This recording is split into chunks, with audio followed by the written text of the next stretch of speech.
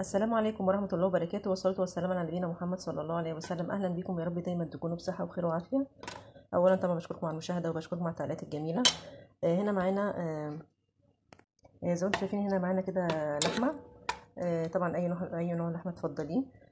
دوت أول حاجة قطعتها قطع، طبعا بقطعها برضو قطع اللي تعجبك، الحجم اللي يعجبك. بعد كده بنحط فلفل أسود، وبحط هنا عصير طماطم، وهنا حطيت هنا بصل ابيض متقطع زي ما انتم شايفين كده حلقات، او ممكن قطع يعني براحتك.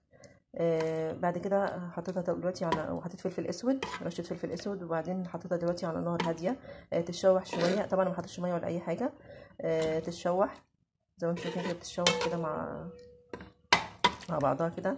هسيبها كده على نار هاديه. بعد كده هنسخن ميه، وبعدين نحطها عليها. طبعا انت بتسلقي اللحمه بالطريقه اللي تعجبك. وطبعا برضو لسه بقيه الاكله. كده خلاص حطيت الميه السخنه زي ما انتم شايفين كده. خلاص بقى هنسيبها كده تغلي غلوتين، وبعد كده هخلي النار متوسطه. تمام. وبرده الوقت التاني برضو هتقلبي كده وتشوفيها استوت ولا لا، تزوديها ميه لو احتاجت ميه. خلاص دي اللحمه مسلوقه، طريقه اللحمه المسلوقه. طبعا بتعمليها بالطريقه اللي تعجبك. وعصير الطماطم حطيت حوالي بس معلقه ونص كبيره من عصير الطماطم. او ممكن لو مش هتعملي عصير طماطم، ممكن تحطي تقطعي الطماطمايه. بس نسيبها بقى تغلي بقى كده غلوتين، وهنهدي النار نسيبها تستوي.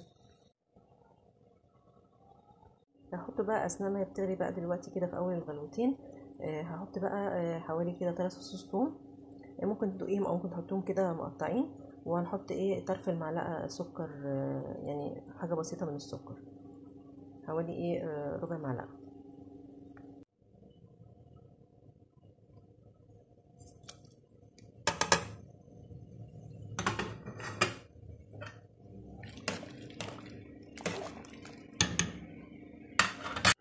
وكده خلاص معانا كده اللحمه بعد ما تستوي زي ما انتم شايفين كده.